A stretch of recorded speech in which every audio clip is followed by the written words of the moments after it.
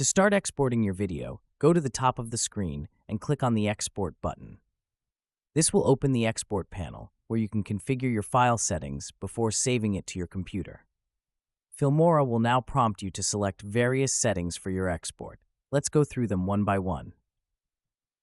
At the top of the export window, you will see a field where you can enter a name for your file. Make sure to choose a clear and descriptive name, especially if you are working on multiple projects. For this example, I will name it First Video. Next, choose where you want to save the exported file. Click on the folder icon to browse and select a preferred location on your computer. It is always a good practice to save your video in an easily accessible folder.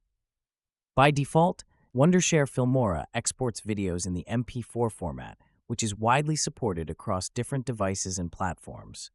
Unless you need a specific file format, it is best to leave it as MP4 for maximum compatibility. If you want to change, you have multiple options. If you need to adjust the video quality, click on the Settings button. Here you can change resolution.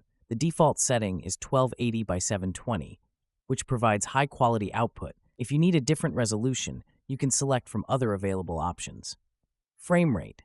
Filmora automatically sets the frame rate based on your project settings, but you can adjust it if needed. A frame rate of 30 FPS is standard for most videos. Bitrate. Higher bitrates result in better video quality, but also increase file size.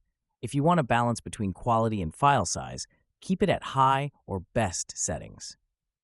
Before proceeding with the export, Filmora provides an estimated file size and duration. This can help you determine if any further adjustments are needed, especially if you're working with storage limitations.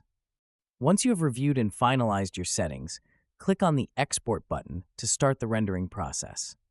The time it takes to export your video depends on several factors, including the length and resolution of the video, the complexity of effects and edits applied, the processing power and available memory of your computer.